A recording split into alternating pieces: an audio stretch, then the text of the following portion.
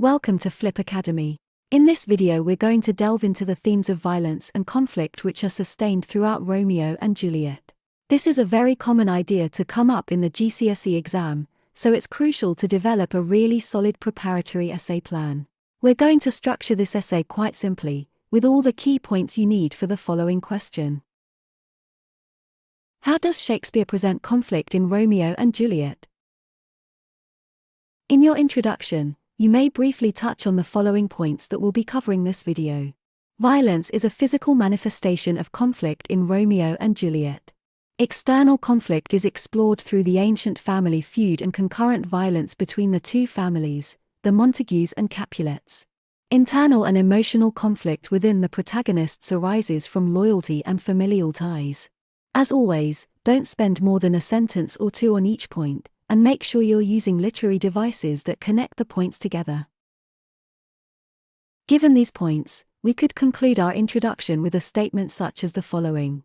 Shakespeare portrays the issue of conflict in a variety of powerful ways, including its manifestation as physical violence, the ancient feud between the Montagues and the Capulets, and the emotional conflict felt internally by Romeo and Juliet, which is driven by profound sentiments of loyalty, pride, and honor. This statement sets the frame of the essay and the points you will later delve into. Now let's look at some of the stronger arguments you can make, alongside their relevant quotes and analysis. First, we ought to consider how Shakespeare presents violence as a physical manifestation of conflict. Take a look at the following quote from Act 3, Scene 1.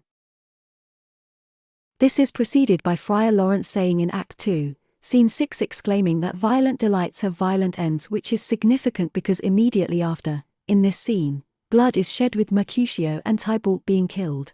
Act 3 opens with these words, and Benvolio's phrase of mad blood stirring evokes powerful imagery which generates tension and foreshadows the violence that will erupt by the end of the scene. Furthermore, the imagery of it being very hot in terms of the climate is suggestive of hot tempers and anger building up and predict the outbreak of bloodshed in Verona, trapping Romeo and Juliet in an overarching climatic pattern that gives them absolutely no hope of escaping the suffocating air of Verona. Being an anagram of hate, heat determines the play's environment. Of course, the link between violence and weather has long been recognized. High temperatures have always had ominous implications in culture and language, in some form or another. After all, blood does not freeze in the first flush of rage, it starts to boil, tempers flare and debates become heated. Anger, violence, and conflict are thus often associated with the symbolism of heat throughout Romeo and Juliet.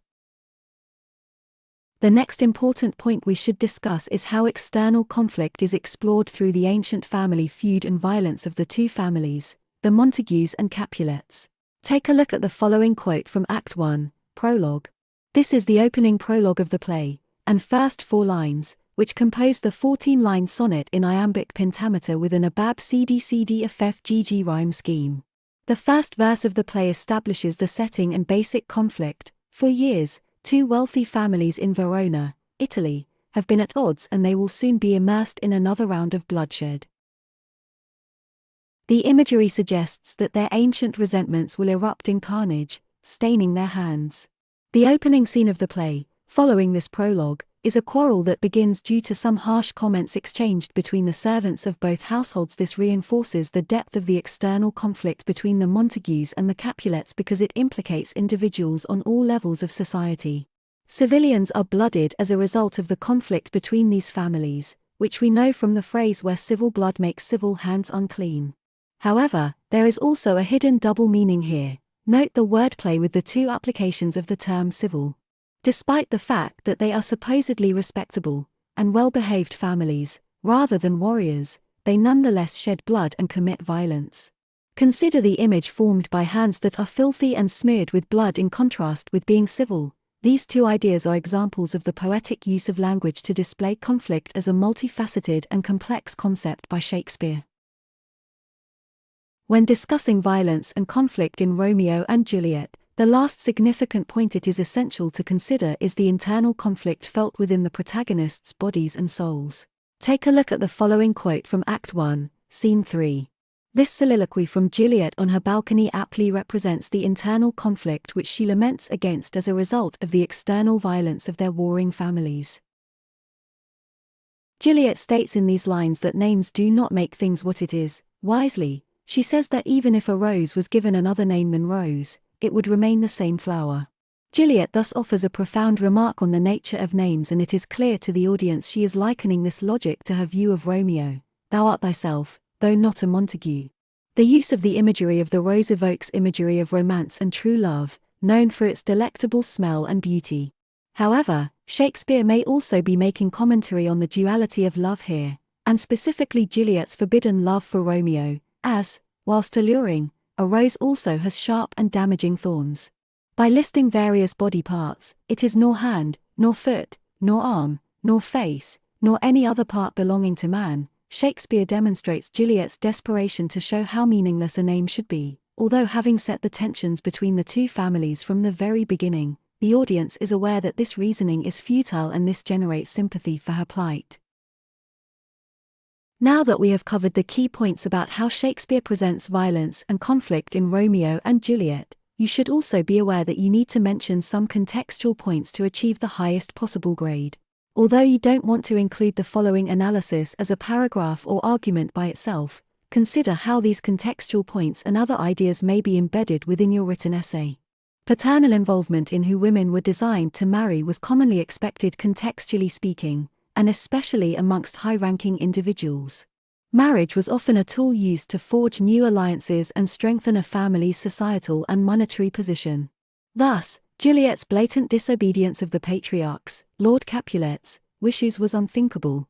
In this way, it is clear from the outset that her and Romeo will have a tragic fate, because the moral message Shakespeare would be expected to convey would be deleterious consequences for those that don't respect these basic tenets of society. This view of the context also heightens the aspect of Juliet's internal conflict, because the stakes were much higher for her historically than could be imagined in the present day. When writing a conclusion, your aim should be to quickly and succinctly consolidate your points and final argument. When discussing the themes of violence and conflict in Romeo and Juliet, we urge you to not add extra points, ideas, or contextual information to your conclusion that you haven't already discussed. Whereas in the introduction you framed what's to come, in your conclusion you simply fuse your analysis to hit home your argument. This concludes our video analyzing how Shakespeare presents the themes of violence and conflict. In the following videos we will be doing more character study analysis, looking at themes and motifs, and essay plans for these topics.